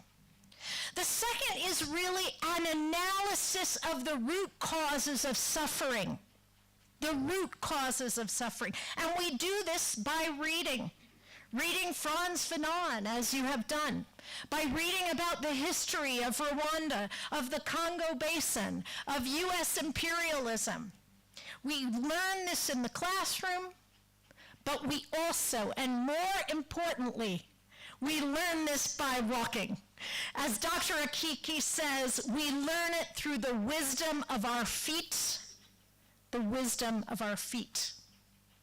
Walking to a village, walking with a patient, walking with a community health worker, and listening to the needs, not assuming that we know as experts, but that, as my colleague Dr. Maxo says, each patient is an expert in their own lives and their own suffering. We have to listen with humility, and we have to try, to the best of our ability, to understand. And lastly, based on an analysis of social medicine, we need to work together to solve the problem of inequity. If a patient comes with malnutrition, I guarantee you it is not because their mother does not know how to cook. They don't need a cooking lesson. They need food. If a patient has tuberculosis, it is not, and has spread it to their family, I guarantee you it is not because they failed to cover their mouth. They know that, but they live in a house with 10 people and no windows. We can fix those things. Together, UGHE and Partners in Health, we can fix those things. We can provide food. We can look for housing. We can work with the mayor of Burera. We can work with the government of Rwanda. We can work with civil society organizations, and we can resource the challenges we see that lead to inequities. It is that analysis, that wisdom of the feet, that listening, that is the E in this University of Global Health Equity. We are the E.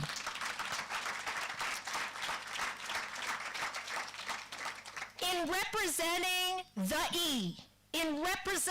E, the equity on the wards, in clinics, in the communities. You are representing a movement for health and social justice. It is a movement that I joined, that our CEO, Dr. Sheila Davis, joined long ago, before we even knew about PIH. It was a movement often led by Africans who were fighting for the rights to HIV treatment. They didn't stop. And they didn't stop with HIV either. Partners in Health was invited to Rwanda because the government saw the work we were doing in Haiti, work represented by my colleague Mark Julmis today, our executive director of the Haiti team. We took the money for HIV and we said, this is not for a disease. This is for people. And with that money, we worked together to hire nurses and doctors and community health workers and drivers to provide medicines, but also food and shelter, to hire and train an army of community health workers to achieve not HIV treatment, but health equity.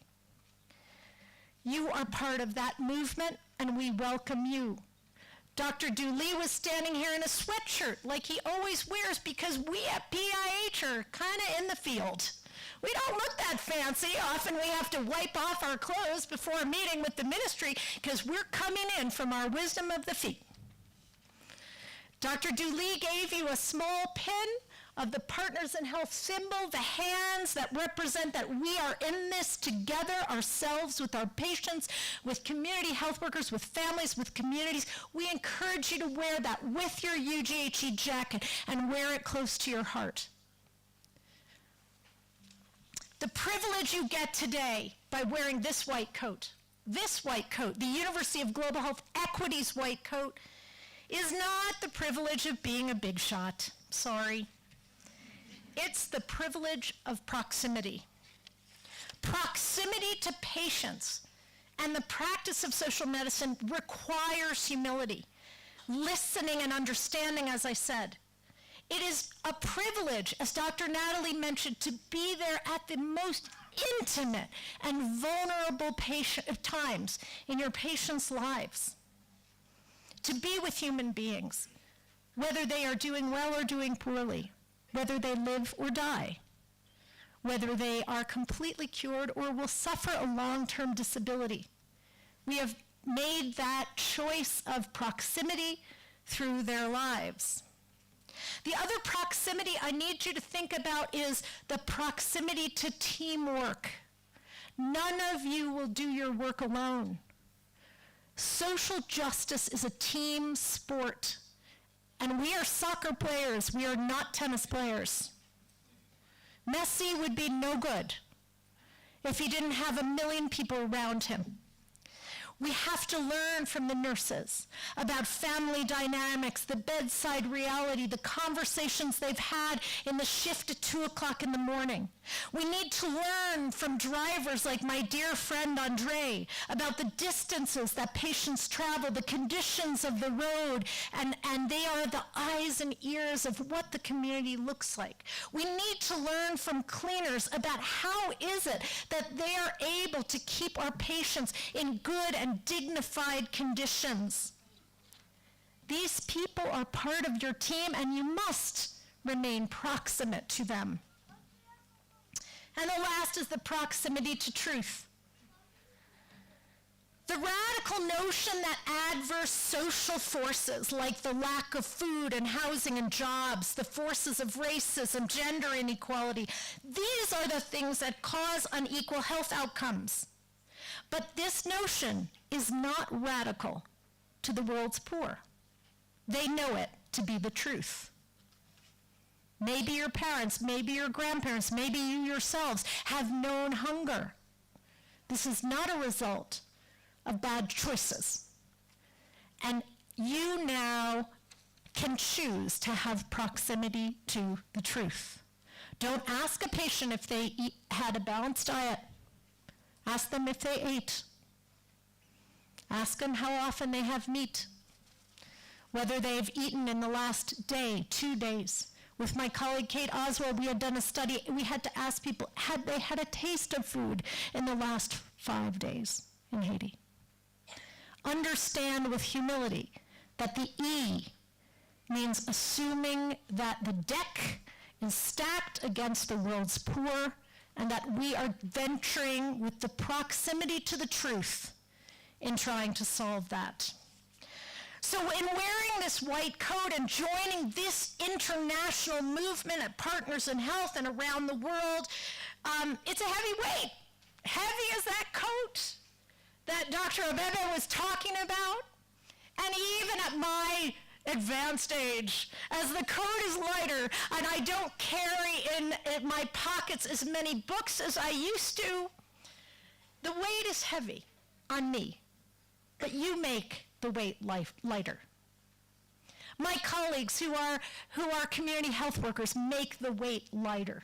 My friends, the friendships I have made in Rwanda, in Peru, in Mexico, they make the weight lighter. For the rest of your life, you will be working with people who believe that proximity is key to equity, that resourcing the social determinants of health, that learning the wisdom of the feet by learning inside and outside the walls of an institution. These are your people. Make the hard choice of proximity to the truth, and you won't be alone. You will be part of a large family. And then lastly, I would say these things are not so comfortable. The ones you got today have your name on them, but they're not yours. Not yet. They're stiff. They don't have any you in them. You can't give them to a dog and they would know it was yours. It will be your white coat one day. And it will be your white coat even if you're not wearing it. It'll be your white coat when you stay awake all night managing a patient with heart failure and they can breathe in the morning. It will be your white coat when you sit on the bed of a sick child and wipe the tears away from the mom that is there at their bedside. It will be your white coat when you know the name of the person who is cleaning the hospital and you know about their children, the names of their children, and what schools they go to. It will be your white coat, a UGHE white coat, when you learn from a nurse, from a community health worker, from a driver, from a cook. It will be your white coat when you take it off. Walk through a village, visit a family, even if their child has died, so you can sit and grieve with the family, and then don the white coat again for rounds. And it will be your white coat when you help a family improve their lot, improve their housing, food security as part of your healing, as part of a journey to better health. And we're all here for you. All of our 19,000 people on the Partners in Health family, all of the people here at the UGHE, the E, the equity, the university that is trying to perpetuate and sustain this movement for justice. Equity is not only about how you were chosen for this university. It is not only about what you were taught in the classroom in social medicine or even community health. It is about how you use what you know to fight for justice, dignity, and health equity. You're going to fight daily using your knowledge, your privilege of proximity, the privilege of your white coat, and fight with us, with this whole Partners in Health family for equity, for justice, for fairness, and for a better life. And we really look forward to getting to know all of you around the world. Thank you.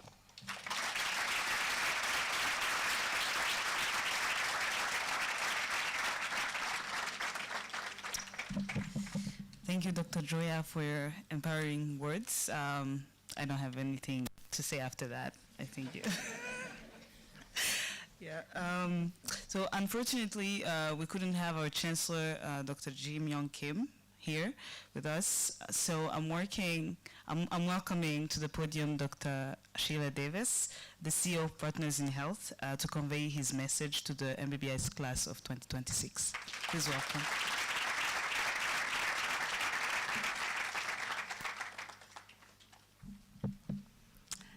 distinguished guests, UGHE PIH leadership, valued partners, Interim Chancellor and our Dean, family and friends, and most importantly to you, students that we're so honored to be with today. Our newest Chancellor, Dr. Kim, couldn't be here today, and he passed along some words, but in full disclosure, I've changed some of them, so hopefully he will be okay with that. So Jim, if you're watching, I know we're in this together. This white coat ceremony is one of a symbolic days and steps that marks the introduction to your clinical clerkship. And it's going to be a day you remember for the rest of your career. It will bring back memories of how you got here, how you studied for so many long hours, the moment you decided to apply, and that amazing moment when you opened the letter or received the call to say you were accepted into this amazing university. Look at how far you've come in just a few short years. As we all know, the expectations and responsibilities that come with the white coat are enormous, and you've heard about these today. This is a privilege to enter the private spaces of our patients' lives, our patients' families, and in the community. And with that comes this great responsibility you've heard about today, but also this amazing personal satisfaction that will be with the greatest gift of your life. Along with your white coat, you got a stethoscope today, one of the most powerful tools that will give you some of the critical information that you need to help treat your patients who are in their most vulnerable states. This will train you to hopefully become good listeners as part and parcel of caring for our patients. We all need to be active listeners, listening intently to the patients, their families, and most importantly to our communities. We need to continually interrogate the why behind the maladies that we treated.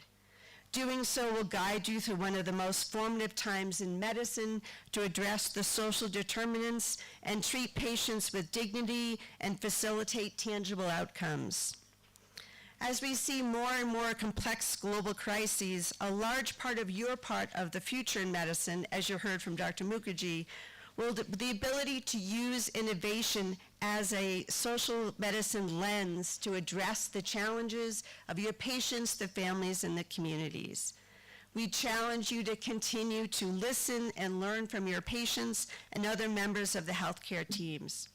As a mother to a medical student, I want to say a special thanks to the families and the friends. I know the burden that it took to get to this place, and hopefully you will go and give that hug that you were promised to do earlier.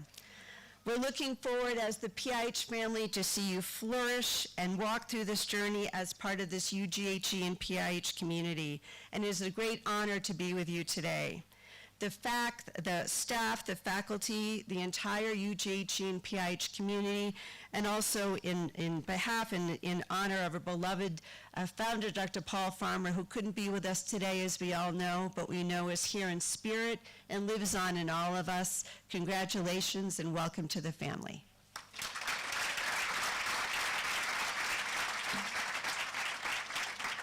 Thank you, Dr. Sheila. So to close the ceremony, we invite our last speaker, Kevin Shimwa Gakuba, to deliver the class representative speech. Welcome.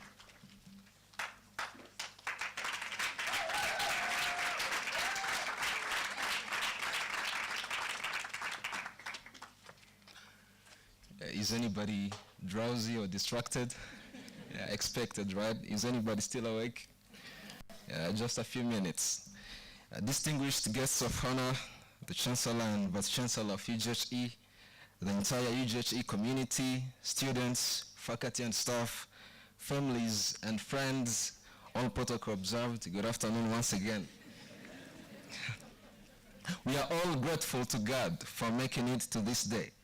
As you can all see, we are very excited. This ceremony comes after a handful of difficult times and seemingly insurmountable challenges. But guess what? Here we are, we have managed to prevail.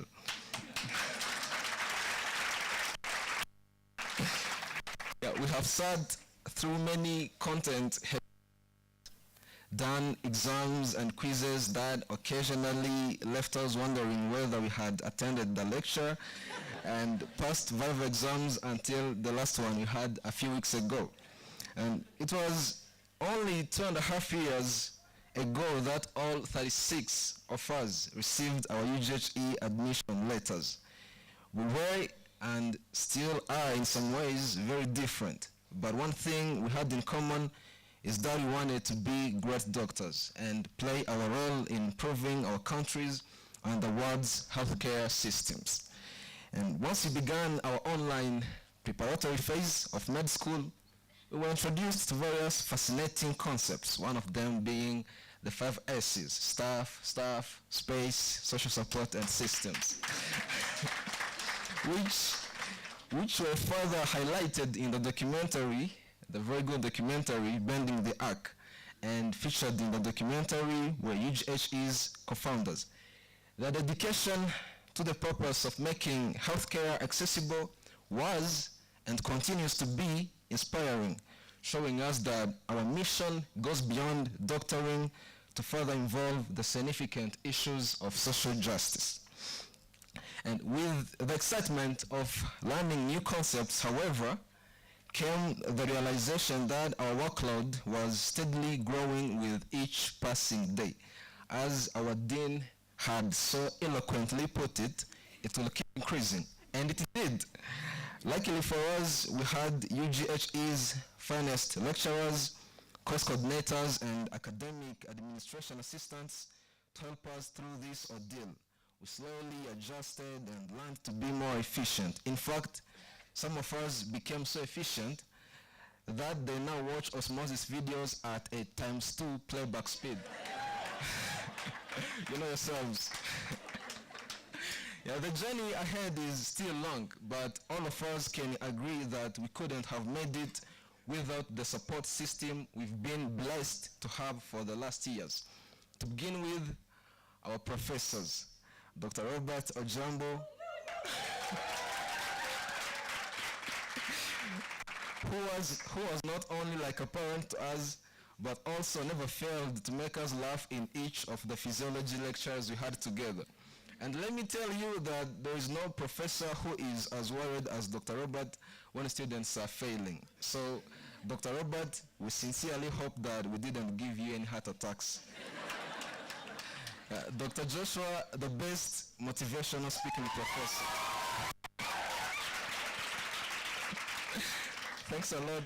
Thanks a lot for the great stories from around the world. Without you, it is hard to say whether we would have managed to understand and survive our anatomy classes.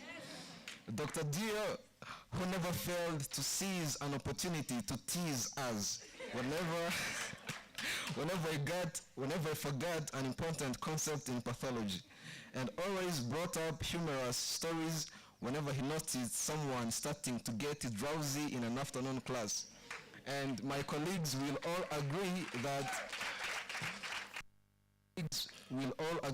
Dr. Dio is the master of providing the most to-the-point lectures you will ever have the pleasure of attending.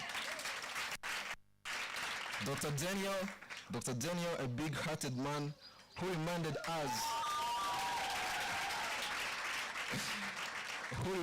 us several times that we should not be hopeless when facing academic failures, and always reminding us that respect, care, and compassion should guide our practice. Dr. Patrick, who bombarded us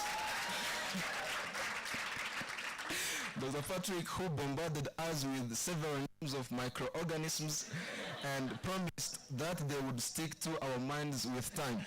And he was right. Perhaps there is something that makes microbiologists' brains different, because Dr. Patrick was also the first to master all our names. Dr. Karim, a very understanding and patient, whose interesting lectures made some of us rethink if our passion for oncology would survive after all. Dr. Charles, who encouraged us to raise our hands and support our opinions so that we may, and I quote, tease out the fresh from the bones, which in Dr. Charles's dictionary means to put something under maximum scrutiny. We are also very grateful to the visiting faculty who have shown us their dedication to our medical education by teaching even when it meant sacrificing their own sleeping time. Big thanks to our course coordinators, Dr. Arlene, Dr. Jean-Paul, Dr. Nella, Dr. Natalie, Mr. Jean-Baptiste, and Mr. Samuel. They were the team behind the famous email submission posted and the famous statement, "Hey guys, the quiz is published." Thank you, Research Department, for making us love research enough to overlook the confusing mathematical formulas. The Center for One Health for adding a One Health lens. The community-based education team for exposing us to the typical communities we are training to serve. The Basic Sciences Lab and Simulation Center for regular practice with microscopes, friendly mannequins, and smiling skeletons. We are very humbled to have been trained by a world-class BMS like all of you. I am about to end, but we also cannot forget La Payote Restaurant. Thank you for the very delicious meals.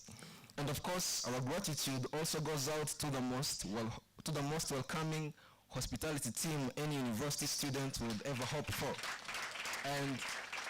And the student services team, which you will find in all corners of things concerning the students. Our gratitude also goes to all other contractors and departments for your everyday support. And lastly, our families and colleagues. I should say some of them really freaked out when we mentioned graduating in 2026, but they have always had our back. Colleagues, including our senior and junior MBBS classes, whom we have been excited together and sad together. Thanks to all of you. And to my fellow classmates, this transition to clinical medicine will certainly bridge our academic understanding with real-world hands-on experience as we interact with patients, so that our practice may be led by our hearts, brains, and hands, as our highly esteemed Dean, Professor Abebe, would put it. So, congratulations to you, classmates. Always remember that our vision, which is also UGHE's vision, is to advance global health equity. As the late Dr. Paul Farmer put it, a very powerful quote, the idea that some lives matter less is the root of all that is wrong with the world. With this in mind, I'd like all of us to challenge each other to always serve the most vulnerable of our societies. The journey ahead of us may not get any easier, but with our resilience, I'm sure that we shall make it. Every time you feel like things are getting hard, remember that when we started med school, we were struggling with identifying the simplest type of epithelium under the microscope. So may God be with us. Thank you.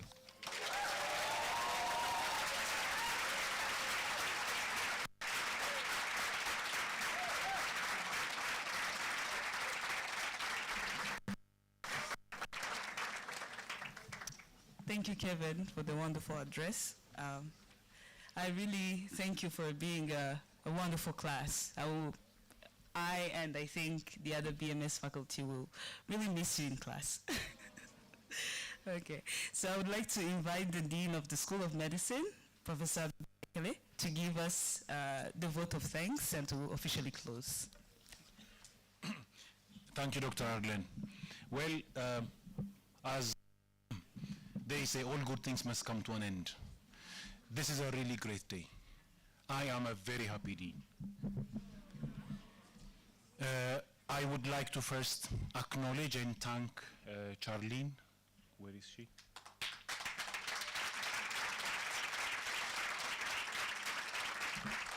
Charlene and her team are the brains behind what you're seeing here. She took care of us today, and thank you so much for what you have done. The hospitality, campus operations, campus team, please stand to get recognized. Led by Collins and his team, they are the ones that kept your sons and daughters safe and fed them. So we thank you very much. And the entire academic team. I don't want to mention names, and I don't want to mention departments. All of them had a hand in your formation. So I'm really glad you acknowledged that. And UGHE and PH leadership, thank you very much for your support to UGHE. We are here because of you, and we are very confident. The students, on their behalf, I would like to thank, and I would like to appreciate your support so far. And we are confident the entire 18,000 PIH community is behind them in reaching their success.